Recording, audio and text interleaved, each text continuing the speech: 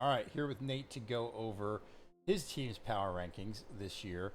Um, kind of, this is going to be a boring one, and we kind of talked about it a little bit beforehand. I think, the slides aren't going to surprise you, but I think the conversation is where we're really going to flush this out and have a lot of fun. So, how has your off season been? Has you good off season hopefully for you, or It feels like a good off season. Like I said, I've purged some talent. I'm carrying on a lot of dead cap this year. So there's not a lot I could have done in free agency. I did a little bit, but enough to basically have a startable couple pieces. yeah, Um, but really focused on the draft and getting better because my team will suck this year. right, As we alluded to. Um, yeah, it's going to be pretty rough, but you know, I have some goals this year still that I want to get done, and you know, some ways that I can still continue to build my team for the future. I right. have more of a target goal of in 2 years, maybe being seriously competitive, or at least knocking on the door in that time frame. It might even Yeah. take longer than that, but we'll see. Yeah, one step at a time, right? How has the off season been for you outside fantasy football? Have you been like disconnected from fantasy and you're starting to plug back in, or have you been plugged in all season and or I've kind of in the I've middle a little bit? Or I've been more plugged into baseball actually this summer yeah, because Brewers fan, they're fucking doing really real nice things if you're paying attention. I But haven't. I haven't. Give um, me the quick update. I'm a Phillies guy, and so like I was talking to Flynn about this yesterday. Flynn's a baseball guy too, and I was telling him like I pay attention to my team, and that's kind of it. Like I don't really go past that. But what's Milwaukee doing? so like every year in the last 3 or 4 years, they've basically lost a big name player to either a trade that we had to do when they're on a rental deal or free agency. So we Right. lose really good players all the time because we can't pay to keep them.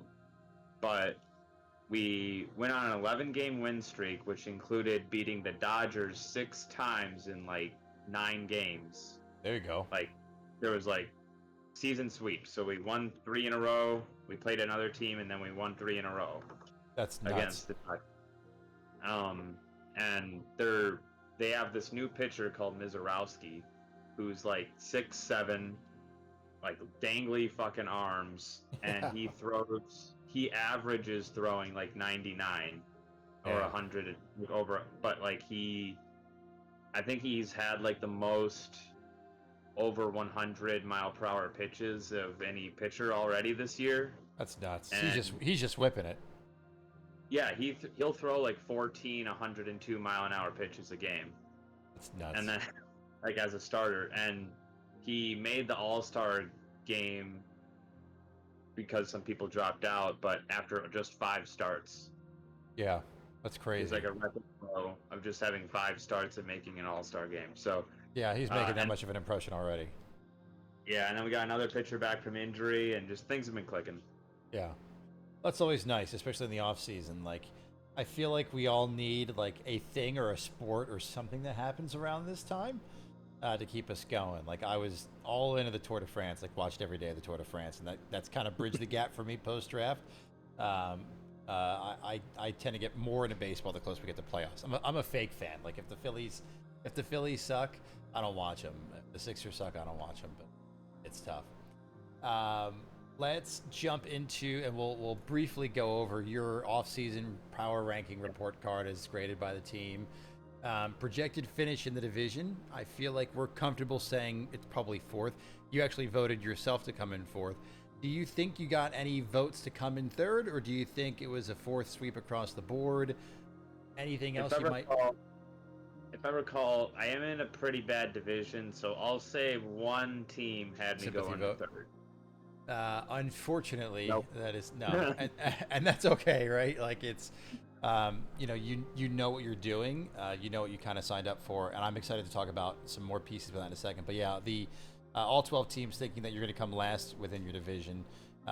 11 teams think that you're locked for the toilet bowl. So there is a team who thinks you have a chance to extra pick or potentially playoffs. But no teams think that you'll make it to the playoffs, and of course, no teams think that you'll make it to the championship. So kind of a this is what we expected, but Yep. it's been about a year now, maybe a little more than a year. How kind of comfortable are you feeling with the league? Like, I know there's so much nuance to it, but now that you've gone through a full season, do you feel like you've kind of you figure? I mean, you kind of said you've got a 2-year plan. Like, do you feel like you've got it figured out and you're on the right trajectory with where you're at now, or are you still trying to figure that out, or is it a day at a time, a month at a time, a week at a time? Like, what's that look like for you in your process? Yeah, I think one of the things is, really feeling out, like, still that will take time, is like feeling out people's values of certain players. Right. Um, because, you know, really from this year into the next couple of years, like, I'm not like attached to any of my running backs. I'll say that. Yeah. Like, so even if I hit on a good one, like, I kind of like the prospect of Ollie Gordon, because he's like a really different kind of back than Achan, and they can kind of both get some run there. Yeah. But like if Ollie Gordon is going to be a 8 touchdown guy and 800 yards or something pretty solid like that for a first year, and my team still sucks, he'll be on the trade block, like Yeah. to get, because like I got him for like maybe a fourth round pick Yeah. or a third round pick. If I could package that again for 2 third-round picks, or even a two, if it's the right time, team and situation, Yeah. Him plus like, like a handcuff other running back, or something like that. yeah, And you have some pieces that are like really good trade pieces for this too. Like, I like a lot of the shots you've taken. I mean, Demario Douglas is on the roster. J.K. Dobbins is on the roster. I know Zach Moss just got cut, but like, let's pretend that he goes to like a prime or a more prime situation, right? Like, I think there's some value that you could have in some of these guys. Um, what if yeah, I'm Kirk trying. comes out and starts hard? What if Christian Kirk comes out? I know they drafted 2 guys, but they're rookies. What if he takes over the wide receiver 2 spot, like Kirk's right already away? on Or the for yeah, anybody that's interested. yeah, like Yeah, there's a lot. he's like the only, for a while he was like I think it's a fairly long and not too expensive contract. So like he's one of the only players that I still have inherited from the last team that I can't quite decide what to do with. Because, Right. like, he could be, you know, the wide receiver 2 for Stroud, or, you know, he could be, just like Gabe Davis all over again. Like, Oh no. But you're I mean, totally right. Where and even if he is Gabe Davis all over again, like, there could still be those random spike weeks where he gets 28 points, and then you can sell him for whatever. And his contract isn't terrible. I mean, his last year's a little expensive. With what we've seen for some of these teams, like 2 years down the road, cap isn't real. I think for a lot of people, they'll be like, hey, you know what? I'll figure that 100 out later, and let me get a good wide receiver 2 for $43 on a Texans offense, or if God forbid Nico gets hurt, or they start scheming him up in the slot, or whatever. Um, yeah, he seems like more of a win now type of prospect. I'm just not on that either. And plus, it was an inherited player, so, and I've never really been that high on Christian Kirk. Like, I understood, like he's a better fan. I think he's the example of a better fantasy player than he is an NFL player. right, right. Like, I don't know. He's just been, he doesn't get hurt very often. I'll give him that. Like, Yeah, he, you know, he's a pretty he's going to be solid wide there. receiver. Let's talk about your draft, because it's something you're really excited about. Cam Ward, Matthew Golden. Have you been paying attention to any, like, the camp reports that have come out about them? I mean, we never want to see injuries in general. Not that we suspected that Will Levis was going to beat Cam Ward outright, but like him being out for the year really solidifies Cam Ward with no questions there. I've heard good things about Matthew Golden, but I'm sure you're a lot more plugged in than I am, and kind of just having. It's like when Flynn picked Marvin Harrison Jr. Like, when you get your guys first, your NFL team's first round pick at wide receiver, that's also really nice. Have you been plugged in on what they're doing and how their training camps have been going? A little bit, a little more so on Cam Ward. Um, so Cam Ward, like, good reports out of camp about, like, the talent, his arm, like everything like that. Pretty much all the concerns I've heard from the Titans are, their offensive line needs to make a big step. They have a really good coach for offensive line, like we discussed, and they got a couple good young players, but there's like they're all young players that got to get better on that offensive line. So like that's like one of the things about him, about his situation, I should say. Right. Um, Listening to him in press conferences, he's always seemed pretty like, I don't know, kind of, maybe like bored, like not like flashy, but like also still kind of like confident, like to the point of maybe arrogant, where he seems to be like he called his offense mid, like the like the offense like that was like a quote I saw from yesterday. I think that the Titans reporters were like, how would he describe like the performance of the offense this training camp or whatever? He's like, yeah, we're pretty mid right now, which tells which I don't know exactly how to like it's like he's kind of like CJ Stroud, where he kind of like says not afraid to say things that Yeah. could be taken out of context, but like he's probably looking around like, okay, all the good talent, and anyone that's going to be good on this team is like in their rookie or second year. Literally. Yeah. Yeah, like on that side of the ball anyway. There's also something too about it. Like, I mean, if he came out and said we're sensational, that's probably not the best. If he came out and said that sucked, we're the best. So I guess him saying mid is like, we've got room to improve. We're getting there. All that type of stuff. But just a very, I guess, new age or new generation, Yeah, I guess way to say it. I guess it feels like a Gen Z thing. Yeah. I mean, I every single thing that I see about like him and his profile and his background and stuff like that like makes me really excited for him. I don't think I came out of any of the draft processes with any shares of him, but like just hearing him talk and hearing his journey and stuff, like I really want him to do it, and I'm sure that that's the same for you, of course, with him being on your team here. But I'm really excited for him. Having that combination, and this kind of segues into another question, but having that combination of him and Jordan Love could be great for you with the young quarterbacks on cheaper deals and all that. Is Jordan Love, as you kind of mentioned, a lot of your roster is open for sale. Is Jordan Love really the only player that you would consider not untouchable? Because I think that everybody has their price, but like, is Jordan Love the other one you're like, you probably shouldn't even ask, and everybody else is kind of open for business? Or is there anybody else that kind of gets close to that tier for you? I would say him and Ward are probably like the probably shouldn't even ask. And which this might not be the best thing as a Packer fan, but like I feel like Jordan Love, at least his prospects this season, teeter right along, like right below the holdout line threshold. Yeah.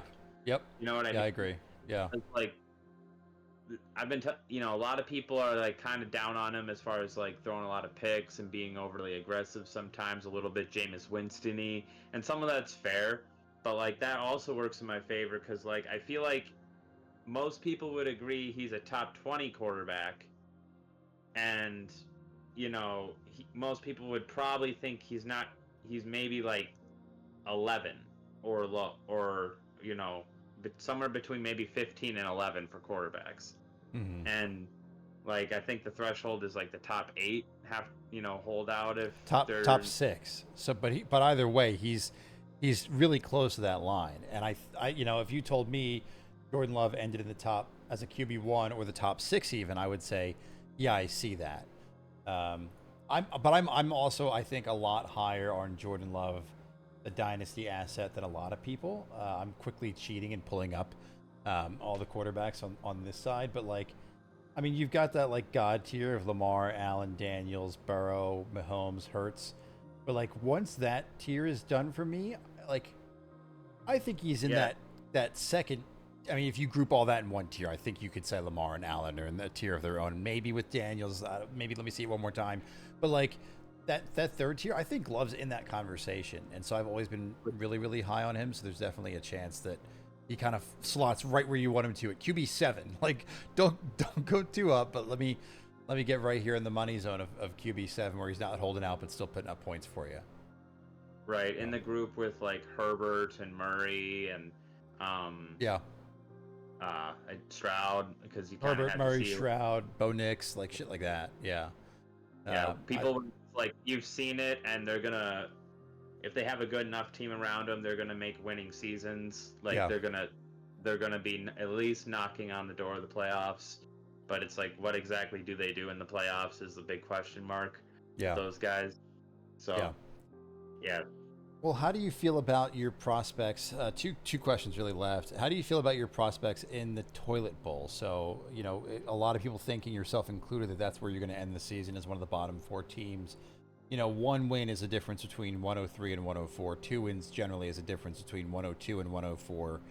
Have you looked at the other teams enough to kind of say, I think I can take a win off this guy or this guy?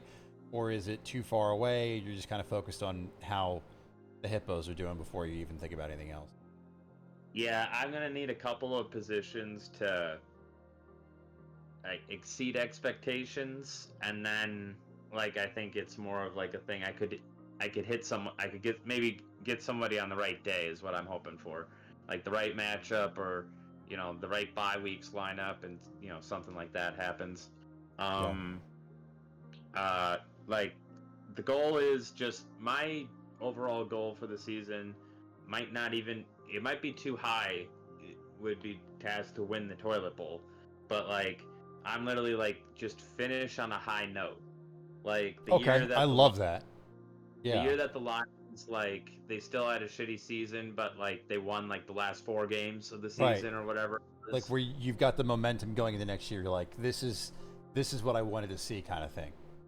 Yeah, like the a little bit of the picture comes through. And the thing is too is I know Green Bay how they do things most of the time. Like they're like it'll probably be very very low odds that Golden is like a rookie of the year candidate. Like because they just don't play rookies that quick. They're gonna play Reed a lot, and Right. then the hope with Golden for the Packers is he just has the most secure hands from that position Right. because Dobbs really has good hands, but he's not the best mover. Like Golden's a better mover than Dobbs. Right. Um, and then Watson very inconsistent hands. Yeah. Good. Um, Good mover and injury prone. Yeah. right, and injury prone. And then Reed makes some of the best catches, but he is inconsistent overall. Like he'll catch some easier ones and make some really crazy catches. So it's just not very consistent. Um, but I think the biggest target, fantasy target, and otherwise, like other than Jacobs on the Packers this year is going to be Kraft. Like Yeah. I I agree. I think the passing game is going to run through Kraft, and everything's going to be off of that. Um, so I don't know about Golden's prospects like year one, but I hope he's like Randall Cobb-ish or better, where it's just like a good or like a Tyler Lockett, right? If he's Right. Tyler Lockett, That's fine. Yeah. what you Well, want. you also know the Packers are a good organization that draft well generally, and even if they take a slow and steady approach, like with how your team is and where you picked Golden, you didn't pick him to be the guy today. You picked him to be the guy. Like you kind of want Golden's trajectory to be the exact same as your team of baby steps, getting better and better and better and better every single year. Yeah, when all the dead cap that I'm carrying on for my tradeaways like is gone, and then I end up paying if Love continues as like a good enough quarterback to help my fandom, but not a good enough quarterback to hurt my fantasy number, my money. Like Right. if he stays, because he's like, I think he's got a year ahead where I'm only paying him like $38 on the cap. If he doesn't ever ask for a holdout. Yeah. $21 this year, 60 next year, then 28, 23. So Yeah. you have it in your, but you did that right, like where you're like, okay, this year, next year, like, I'm not going to do very much, and so when it's time for me to do something, he's going to be the cheapest, best quarterback, with that contract. So, as things come online, he's cheap, which is wonderful. Right. When the dead cap is gone and he's cheap and the progress from Ward and Golden is maybe caught up, then that's the window where maybe I go harder into free agency and get somebody like Jameer Gibbs or whoever's going to be on the Whoever market at the pops up. time. Yeah. Yeah. Yeah, I mean, I almost forgot. It's almost $500 in dead cap this year with the Jonathan Taylor trade. I can't remember who specifically with Brown out, but next year gets a Yeah. lot easier. You had to cut Russell Wilson or maybe Dan cut Russell Wilson, and so that still sits there, which is a little bit painful. But you know that's coming true as the rest of the team will come true, and so sounds like you kind of have a good idea and a good plan in mind. I need to fix how this looks on the website. This looks terrible. But But it sounds like you kind of but have no, a plan in place. like I was saying though, like if specifically for running backs, I'm gonna be just churning them. So like if somebody needs a playoff run and they even want to ditch like a really low pick that they don't value, like some threes or fours, Just just for some just for some extra let them umph. know. Or just some if they just need some umph. If they need to, if the A chain guy wants to get that handcuff, if they think that Gordon could do like Mostert numbers eventually, you know, Yeah. call it before he does. Yeah. Yeah, you and I are in the same boat with that type of stuff. So it's gonna be funny. We're gonna have you and I are gonna be in these bidding wars with just absolute garbage. Like, I know you want this backup running back. I know you want Elijah Mitchell. I know you want like just Zach Moss. Like, it's gonna get cutthroat between us. But I think that's kind of what makes us fun. Trade deadline is gonna be, I think, a lot of fun when you're trying to just offload everything you can at the last second or onload some pieces for the toilet bowl. It gets really interesting. I see a running back gross looking one of those trades that you look at in a league and you're just like, ew. Like I sense a trade of that ilk in our future together for sure. Would happen. Well, yeah. If a team is desperate enough and they have the they have the playoffs ahead of them, and somebody's injured or they were just never a strong running back team, and they need Jake and J.K. Dobbins is going off or something like that, then Yeah, here we are. two There's your, thirds. there's your opportunity right there. All right, well that'll do it for us. Thanks for the time. Any final thoughts before you kind of wrap this thing up? No, that's about it. I think this has been pretty cool, and yeah, just keep us posted about more videos. Yeah, man. All right, cool. Good talking to you, Nate. We'll talk to you soon. See you.